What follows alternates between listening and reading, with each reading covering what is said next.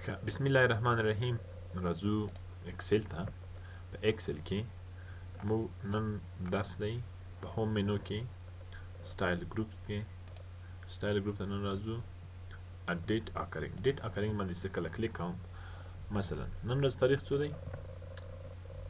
2/2022. دې تاریخ راځم، نن ډیټ مثلا دا ډیټ دی. زه راځم دې باندې کلیک کوم، هایلایټ سیل رولز، مثلا ډیټ اکرینګ. دلته اول تاسو سره انتخاب دی یسترډے څه ته وایي؟ تېره ورځ. تېره ورځ چې مثلا کوم ته یو کالر ورکوي، مثلا یلو کالر ورکوي. یسترډے چې کوم دی اول مخکې تاسو سره باید ډیټا سلیکټ وي. زه غواړم دغه ډیټا، دې ډیټا کې مثلا مکمل دی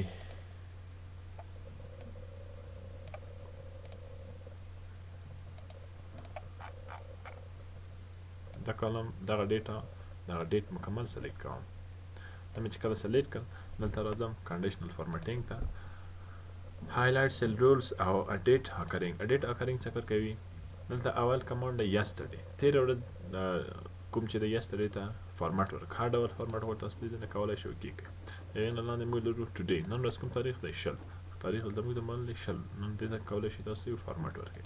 هغې لاندې لرو ګرین فیل ویت ډارک ګرین، کومه ورځ؟ د نن ورځ. د هغې نه لاندې لرو ټمارو، سبا ورځ، دې ته کولی شئ فارمټ ورکړئ. په همدې قسم راځو مثلا ان لاست 7 ډے، تېرې 7 ورځې، دې باندې کله کلیک کوئ او مکمل د فارمټ ورکوي. د هغې لاندې څه لرو؟ لاست ویک د دې نه مخکنۍ هفتې ته راځي. مخکنۍ هفته چې کومه ده بدون د نن ورځې نه، نن مثلا موږ سره 20 تاریخ دی، نن چې کوم مخکنۍ هفته ده هغه مکمل موږ ته سلیکټ کړي. دې ته فارمټ ورکړه په کومې ډیټا په اساس، مثلا دیس منت ما سره کومه ده؟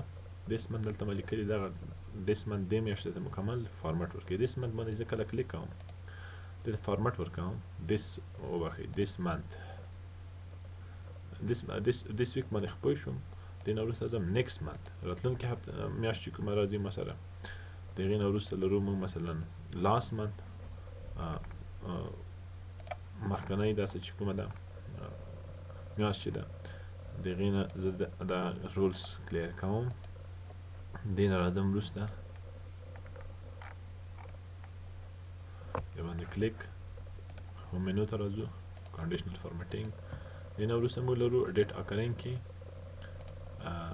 نیکسټ منت، لاست منت او دیس منت باندې چې کله کلیک وکړم، دیس منت مکمل ما سره چې کې فارمټ اخلي. هر ډول فارمټ تاسو غواړئ کولی شئ. فارمټ غواړئ دې ځای نه کلیر کولی شئ، سلیکټ سیل.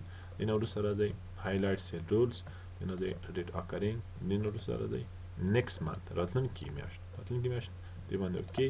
ما سره نیکسټ منت کوم ده، دې ځای نه کولی شئ د فارمټ بیرته هم کلیر یا پاک کړئ یا هم ډیلیټ کړئ. دا و ډیټ اکرینګ، یو اسانه میتود. تاسو کولی شئ دې ځای نه یو په یو